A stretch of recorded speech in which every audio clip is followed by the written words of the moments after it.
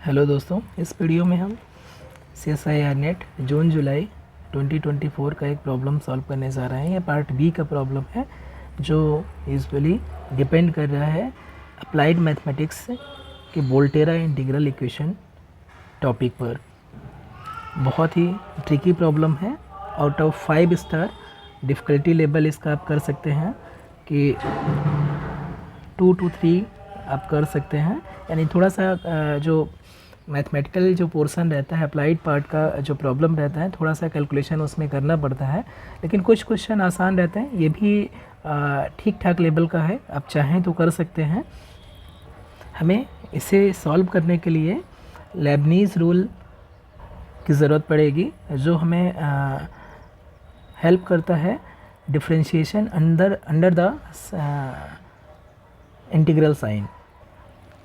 और ये क्या है, जस्ट मैं रिकॉल करता हूँ। लेबनीज़ रूल क्या कहता है कि अगर आपको डिफरेंशिएट करना है d by d x of integral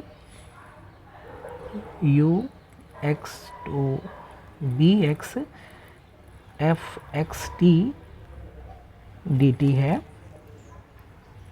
तो ये इक्वल हो जाएगा यू वी। यहाँ पर यू और बी इन जनरल वेरिएबल भी हो सकते हैं, कांस्टेंट भी हो सकते हैं। तो U X means function of X और B X means function of X, sum function of X. ऐसे ही U sum function of X है, मे बी ये कांस्टेंट हो सकते हैं, डजेंट मैटर। सबसे पहले हम क्या करेंगे, इस फंक्शन एफ को पार्शियली डिफरेंशिएट करेंगे और फिर प्लस एफ एक्स टी को रिप्लेस कर देंगे अपर लिमिट से यू एक्स, और इससे मल्टीप्लाई करेंगे derivative of upper limit minus F x T को अगेन रिप्लेस कर देंगे लोअर लिमिट से यू एक्स, और इसको मल्टीप्लाई करेंगे जो लोअर लिमिट के डेरिवेटिव से। तो ये लेबनीज़ रूल है, इसकी हेल्प से हम इस वोल्टेरा इंटीग्रल इक्वेशन को सॉल्व कर सकते हैं।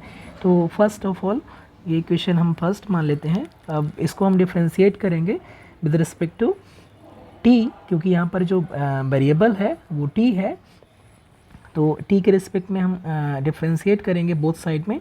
तो लेफ्ट हैंड साइड में क्या हो जाएगा,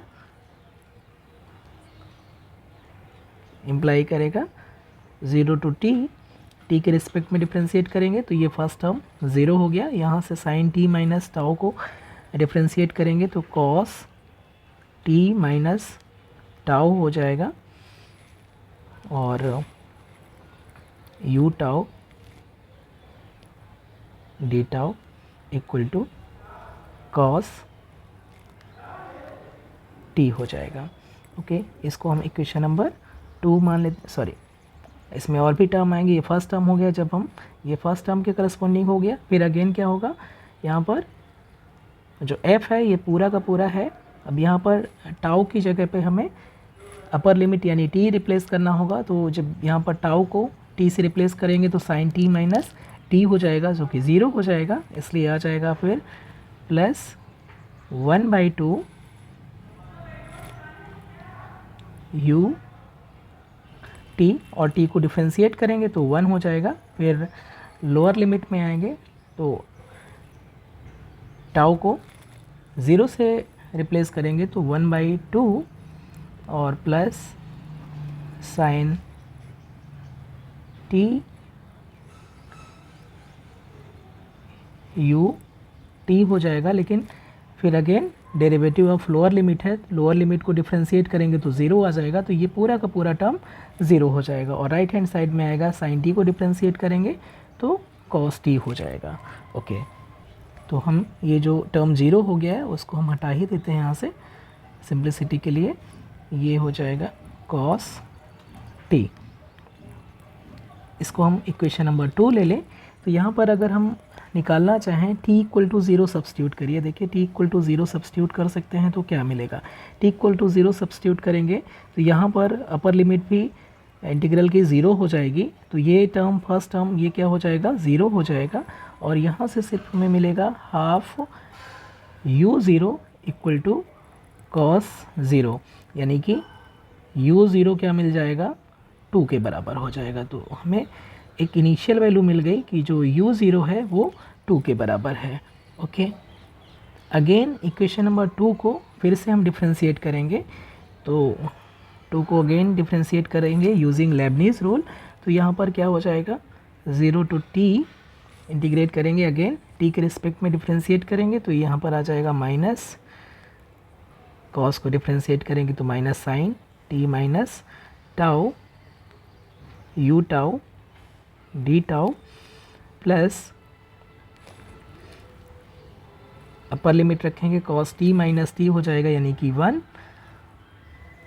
और इनटू u t, टाउ की जगह में यहाँ पर हमारा फंक्शन एफ एक्स टी यहाँ से यहाँ तक है, तो जहाँ पर टाउ है वहाँ पर t रिप्लेस करेंगे तो cos t माइनस टी यानी कि cos 0 1 हो जाएगा और ut, और फिर डेरिवेटिव ऑफ अपर लिमिट यानी t को डिफ्रेंशिएट करेंगे तो 1 हो जाएगा। फिर ऐसे ही टाउ की जगह लोअर लिमिट रखेंगे और लोअर लिमिट जो है 0 है इसको डिफ्रेंशिएट करेंगे तो 0 आ जाएगा, इसलिए वो सेकेंड टर्म हम नहीं यहाँ पर लिख रहे हैं। और जो बचेगा इसको डिफ्रेंशिएट करेंगे तो 1/2 u डैश t हो जाएगा और राइट हैंड साइड में माइनस साइन t हो जाएगा।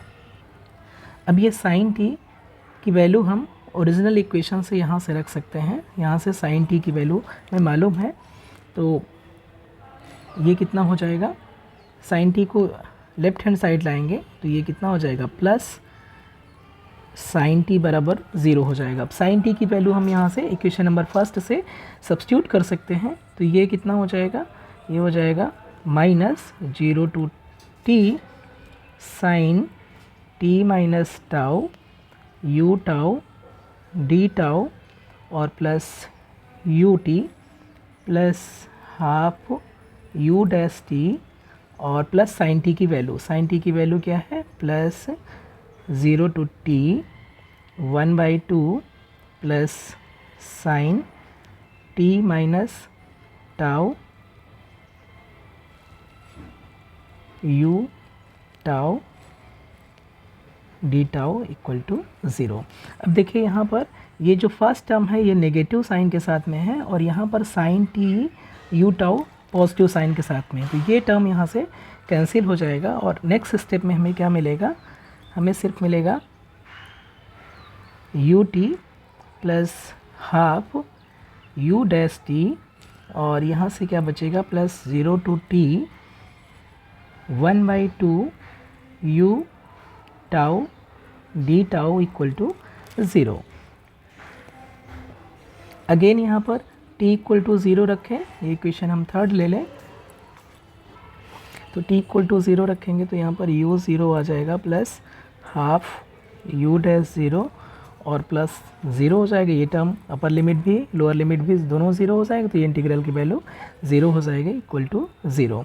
तो यहाँ से हमें u0 ऑलरेडी 2 दिया हुआ था, तो कितना हो जाएगा, ये इम्प्लाई करेगा कि 2 प्लस 1/2 u डैश 0 बराबर 0 और इसलिए जो हमारा u डैश 0 है वो कितना हो जाएगा, -4 के बराबर हो जाएगा। तो हमें दो इनिशियल कंडीशन मिल गई। अब हम थर्ड को अगेन डिफ्रेंशिएट करेंगे तो हमें लेबनीज़ रूल से अगेन तो मिलेगा u dash t plus half u double dash t और प्लस इसको डिफ्रेंशिएट करेंगे तो पार्शियली डिफ्रेंशिएट करेंगे t के रिस्पेक्ट में, लेकिन t यहाँ पर नहीं है इसलिए फर्स्ट टर्म 0 हो जाएगा। फिर अगेन 1/2 और अपर लिमिट रखेंगे यानी कि u t और अपर लिमिट का डेरिवेटिव यानी कि 1 हो जाएगा। फिर लोअर लिमिट रखेंगे यानी 0 रखेंगे और 0 को डिफ्रेंशिएट करेंगे तो वो टर्म भी 0 हो जाएगा इक्वल टू 0 हो जाएगा। तो अल्टीमेटली हम 2 से इसमें मल्टीप्लाई कर दें तो ये इम्प्लाई करेगा u double dash t plus 2 u dash t और plus u t equal to 0। ये हमारा डिफरेंशियल इक्वेशन हो गया corresponding to given Volterra integral equation. अब इसका जो ऑक्सिलरी इक्वेशन है ऑब्वियसली क्या हो जाएगा, m² प्लस 2m और प्लस 1 इक्वल टू 0। यहाँ से m कितना हो जाएगा, m+1 का होल स्क्वायर इक्वल टू 0, यानी कि m equal to -1 repeated root आ रहे हैं, इसलिए इसका जो सॉल्यूशन है ut कितना हो जाएगा, ut बराबर हो जाएगा c1 plus c2 t e⁻t हो जाएगा। अब यहाँ पर इनिशियल कंडीशन दिया है u0 बराबर 2 आया था, हमने देखा था u0 हमारा u0 2 आया था और u'0 -4 आया था। तो u0 इक्वल टू 2 यहाँ पर सब्स्टिट्यूट करेंगे तो ये यहाँ से कितना हो जाएगा, 2 equal to right hand side में c1 plus c2 t equal to 0 रखेंगे तो c1 हो जाएगा और इंटू e⁻−0, यानी कि c1 की वैल्यू 2 हो जाएगी। तो हम यहाँ पर डायरेक्ट लिख सकते हैं c1 इक्वल टू 2 हो जाएगा। ओके, अब इसका जो डेरिवेटिव है यहीं से निकले, डेरिवेटिव कितना हो जाएगा,